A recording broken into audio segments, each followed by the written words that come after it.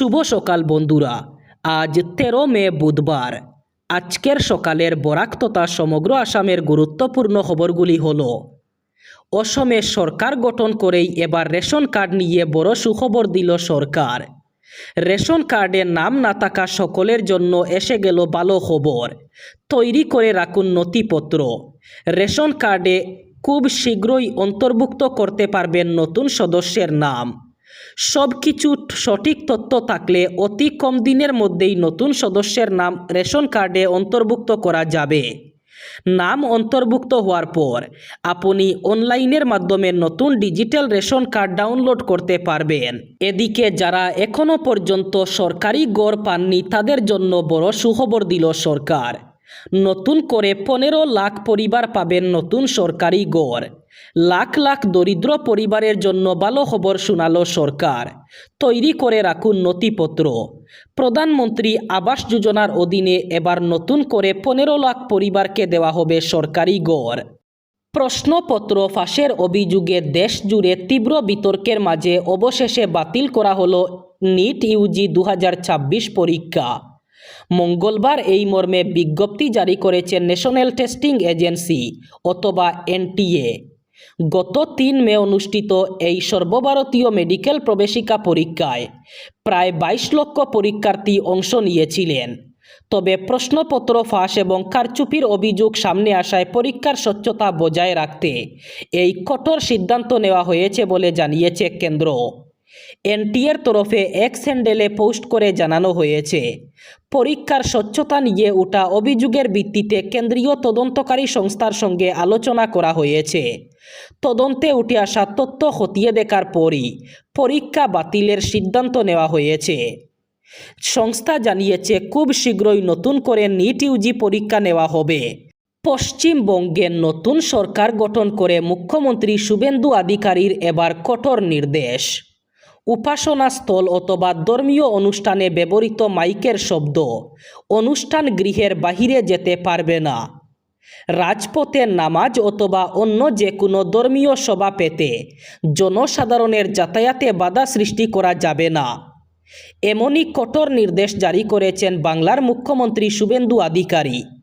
তিনি জানিয়েছেন যে কোনো উপাসনাস্থল অথবা ধর্মীয় অনুষ্ঠানে ব্যবহার করা মাইকের শব্দ ওই অনুষ্ঠান স্থলের বাইরে যেতে পারবে না। সেই সাথে রাজপথে নামাজ পড়লে অথবা অন্য কোনো ধর্মীয় সভা করলে তা জনসাধারণের যাতায়াতে যাতে বাধা সৃষ্টি না করে তার খেয়াল রাখতে হবে। এই নিয়ম কোনো বিশেষ ধর্মের জন্য নয়, বরঞ্চ সকল উপাসনা গৃহ এবং ধর্মীয় কর্মসূচির জন্য সমানভাবে প্রযোজ্য হবে। এবার আর আবেদন নয়, বাধ্যতামূলকভাবে গ্রাহকদের একাংশের রান্নার গ্যাস সিলিন্ডারের ভর্তুকি পাওয়ার সুবিধা বন্ধ করতে উদ্যোগী হল মোদী সরকার। পেট্রোলিয়াম মন্ত্রকের নির্দেশে এই পদক্ষেপ করছে রাষ্ট্রায়ত্ত তেল সংস্থাগুলি। সূত্রের দাবি, বার্ষিক আয় 10 লক্ষ টাকার বেশি হলে আর তাদের গ্যাসের ভর্তুকি ছেড়ে দেওয়ার জন্য একটি লিঙ্ক সম্বলিত বার্তা পাঠানো হচ্ছে। 7 দিনের মধ্যে তার জবাব দিতে বলা হয়েছে, না হলে ভর্তুকি বন্ধ হয়ে যাবে। বর্তমানে দেশের বিভিন্ন শহরে গৃহস্থালী রান্নার গ্যাসে ভর্তুকির পরিমাণ ভিন্ন। সংশ্লিষ্ট মহলের মতে গ্যাসের 939 টাকা দামের তুলনায় ভর্তুকির পরিমাণ যথাসামান্য, তবুও তা ছিল। আগামী দিনে কিছুটা বৃদ্ধির প্রত্যাশাও করছিলেন একাংশ, কিন্তু বছরে 10 লক্ষ টাকা পর্যন্ত আয়ের শর্তে ভর্তুকিকে বেঁধে দেওয়ায় বহু মধ্যবিত্ত এর বাইরে চলে গেলেন। গ্যাসের দামে যাদের নাভিশ্বাস ওঠার অবস্থা। পশ্চিমবঙ্গে নতুন সরকার গঠন করেই নির্বাচনী প্রতিশ্রুতি পূরণে উদ্যোগী হয়েছে বিজেপি। মুখ্যমন্ত্রী শুভেন্দু অধিকারী ঘোষণা করেছেন, আগামী 1 জুন থেকে রাজ্যের মহিলাদের সরকারি বাসে যাতায়াতে কোনো ভাড়া লাগবে না। এটি তাদের সংকল্পপত্রে দেওয়া অন্যতম প্রধান অঙ্গীকার ছিল। নির্বাচনী প্রচারে অন্নপূর্ণা ভাণ্ডারের 3000 টাকা প্রদান এবং মহিলাদের বাস ভাড়া মকুবের মতো প্রতিশ্রুতিগুলি কতটা বাস্তবায়িত হবে তা নিয়ে জনমনে সংশয় ছিল। তবে সরকার গঠনের পরই তা পূরণে সচেষ্ট দেখা যাচ্ছে বিজেপি। এই সুবিধা বাংলায় প্রথম নয়। দিল্লি, অন্ধ্রপ্রদেশ, তামিলনাড়ু এবং কর্ণাটকেও সরকারি বাসে মহিলাদের জন্য এই ফ্রি ব্যবস্থা চালু আছে। আবারও দেশবাসীকে সোনা কেনা থেকে বিরত থাকতে আর্জি প্রধানমন্ত্রী নরেন্দ্র মোদীর। এবার গুজরাতের বাদোদরায় দাঁড়িয়ে 1 বছর সোনা না কিনতে আর্জি জানালেন তিনি। জ্বালানির ব্যবহার কমানোর পাশাপাশি রান্নায় তেলের ব্যবহারও কমাতে বললেন নাগরিকদের। আর সেই নিয়ে তাকে তীব্র কটাক্ষ করেছেন লোকসভার বিরোধী দলনেতা রাহুল গান্ধী। সোমবার বদোদরায় সর্দার দাম হোস্টেল উদ্বোধনে গিয়েছিলেন মোদি। সেখানেই আবার দেশবাসীকে সংযমী হতে আর্জি জানান। তিনি বলেন, সরকারি এবং বেসরকারি দপ্তরে ভার্চুয়াল মিটিং এবং ওয়ার্ক ফ্রম হোমকে প্রাধান্য দেওয়া হোক। স্কুলগুলিকেও বলবো কিছুদিন অনলাইন ক্লাসের ব্যবস্থা করা হোক। পেট্রোল এবং ডিজেল আমদানি খরচ কমাতে নাগরিকদের বিদ্যুৎ চালিত গাড়ি ব্যবহারের পরামর্শ দেন মোদি। গাড়ি বাসের পরিবর্তে ট্রেন মেট্রো পরিষেবার উপর জোর দিয়েছেন তিনি। সুনাইয়ের কচুদরম বাজার থানা সংলগ্ন তেমাতা এলাকায় মঙ্গলবার দুপুর প্রায় 12:30টার সময় ঘটল এক ভয়ঙ্কর সড়ক দুর্ঘটনা। প্রত্যক্ষদর্শীদের সূত্রে জানা গেছে, দ্রুত গতিতে আসা একটি বাইক নিয়ন্ত্রণ হারিয়ে একটি যাত্রীবাহী বাসের সঙ্গে মুখোমুখি সংঘর্ষে জড়িয়ে পড়ে। সংঘর্ষের তীব্রতা এতটাই ভয়ঙ্কর ছিল যে বাইক চালক বাসের সামনের কাচ ভেঙে ছিটকে পড়ে যান। একই সঙ্গে বাইকটিও বাসের সামনের অংশে ঢুকে যায়।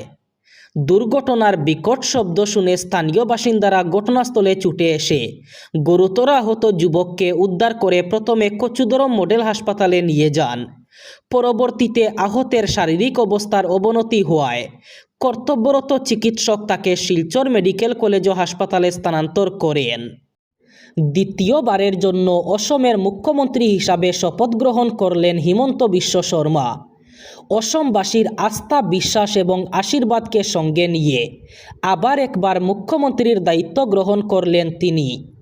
অসমে বিজেপি সরকারের তৃতীয় কার্যকালে দ্বিতীয়বারের জন্য মুখ্যমন্ত্রী হিসাবে শপথ নেন হিমন্ত বিশ্ব শর্মা। মুখ্যমন্ত্রী হিসাবে হিমন্ত বিশ্ব শর্মার পাশাপাশি মন্ত্রী হিসাবে শপথ নেন গোলাঘাটের বিধায়ক অজন্তা নেওগ, বুকাখাতের বিধায়ক অতুল বরা, মাঝবাটের বিধায়ক চরণ বড়ো এবং দুলিয়াজানের বিধায়ক রামেশ্বর তেলি।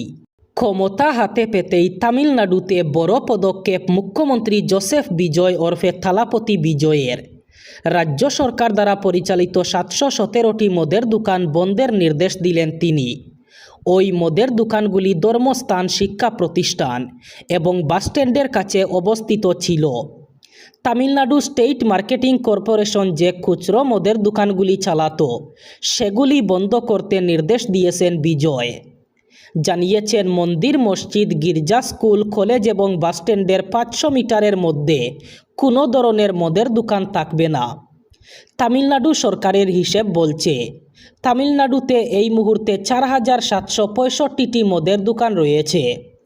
যে 717টি মদের দোকান বন্ধ করতে বলা হয়েছে তার মধ্যে 274টি ধর্মস্থান, 186টি শিক্ষা প্রতিষ্ঠান এবং 257টি বাসস্ট্যান্ডের কাছে অবস্থিত। মঙ্গলবার সকালে এই নির্দেশ জারি করেছেন মুখ্যমন্ত্রী থালাপতি বিজয়। এবার বরাক উপত্যকার 3 জেলার আজকের আবহাওয়ার খবর। আজ 13 মে বুধবার বরাক উপত্যকার 3 জেলায় হালকা বৃষ্টির সম্ভাবনা। আজ শিলচর কাছাড়ে সর্বোচ্চ তাপমাত্রা থাকবে 31 ডিগ্রি সেলসিয়াস এবং সর্বনিম্ন তাপমাত্রা থাকবে 24 ডিগ্রি সেলসিয়াস। শ্রীভূমি করিমগঞ্জে আজ সর্বোচ্চ তাপমাত্রা থাকবে 31 ডিগ্রি সেলসিয়াস এবং সর্বনিম্ন তাপমাত্রা থাকবে 24 ডিগ্রি সেলসিয়াস। একইভাবে হাইলাকান্দি জেলায়ও আজ সর্বোচ্চ তাপমাত্রা থাকবে 31 ডিগ্রি সেলসিয়াস এবং সর্বনিম্ন তাপমাত্রা থাকবে 24 ডিগ্রি সেলসিয়াস।